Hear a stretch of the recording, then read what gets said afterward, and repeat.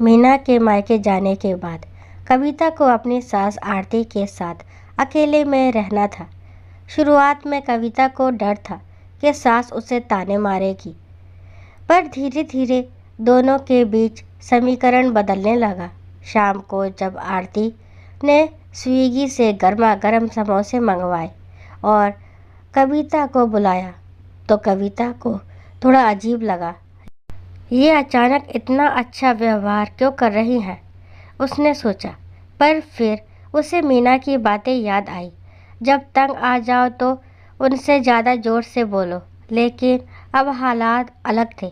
आरती अब मीना की बुराइयां नहीं कर रही थी, बल्कि बेटी अंजू और दामाद मनोज की चिंता में डूबी हुई थी। मनोज बहुत पीने लगा है कविता, मैं चाहती हूँ कि तुम और अरुण उसे समझाओ। यह सुनकर कविता को महसूस हुआ कि उनकी कठोरता के पीछे भी एक माँ की चिंता छिपी थी। धीरे धीरे दोनों के बीच एक नई समझ विकसित होने लगी। अब ये नाश्ते के समय साथ बैठकर बातें करने लगी। आरती ने अपनी पुरानी जिंदगी के संघर्षों के बारे में बताया, कैसे वे अपनी सास के सामने कुछ नहीं बोल पाती थी और दिन भर घर के काम में लगी रहती थी।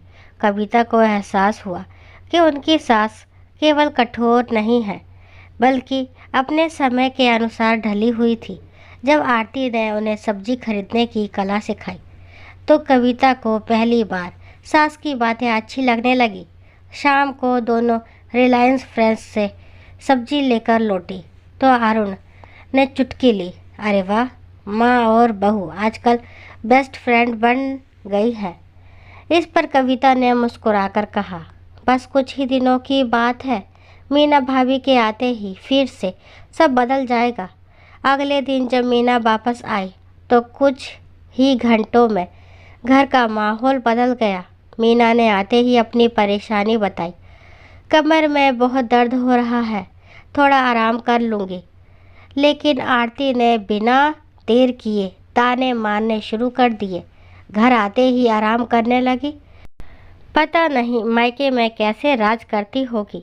मीना ने भी गुस्से में जवाब दिया, मम्मी मुझे आराम करने दीजिए, मेरी तबीयत ठीक नहीं है। बस फिर क्या था, बहस तेज हो गई। अरुण और उसके पापा को बीच बचाव करना पड़ा, लेकिन कविता ने इस बार चुप रहने का फैसला किया। आरती जब फिर से मीना की बुराई करने लगी तो कविता ने बातचीत का विषय बदल दिया। मम्मी आज अरहर की दाल बना लेते हैं। आरती पहले तो उसे घूरने लगी, लेकिन फिर चुपचाप दाल निकालने लगी। कविता ने महसूस किया कि झगड़ों की आग को शांत करने का एक तरीका ये भी हो सकता है, उस पर ध्यान ही ना दिया जाए।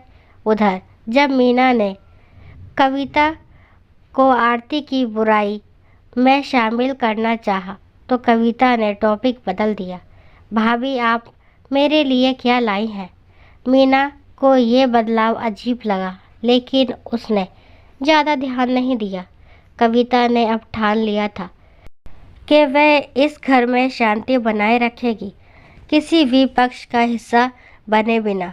इस बदलाव के कारण घर का माहौल पहले से बेहतर हो गया। मीना और आरती ने आपस में बात करना शुरू कर दिया, क्योंकि कविता अब उनकी बातचीत का माध्यम नहीं बन रही थी। आरती अब पहले की तरह मीना से नहीं लड़ रही थी, क्योंकि कविता उनके साथ बैठकर उनकी पुरानी कहानियाँ सुनती थी, जिससे उनका गुस्सा कम हो जाता था। मीना भी कविता के इस नए व्यवहार को समझने की कोशिश कर रही थी। कविता को अब समझ आ चुका था कि हर लड़ाई का जवाब लड़ाई नहीं होता। कुछ चीज़ों को नज़रअंदाज करने और सही समय पर चुप रहने से भी बहुत कुछ सुलझ सकता है। क्या मीना और आरती के बीच रिश्ता सुधर पाएगा? क्या कविता का ये तरीका लंबे समय तक टिकेगा? ये देखना दिलचस्प होगा। दोस्तों आशा करती हूँ ये कहानी आपको ज़रूर पसंद आई होगी। अगर कहानी पसंद आती है तो प्लीज़ मेरे चैनल को लाइक शेयर सब्सक्राइब करना ना भूलें, और इस कहानी के बारे में आपके क्या विचार हैं कमेंट बॉक्स में ज़रूर बताएं। कहानी को लास्ट तक सुनने के लिए थैंक यू। राम राम, राधे राधे।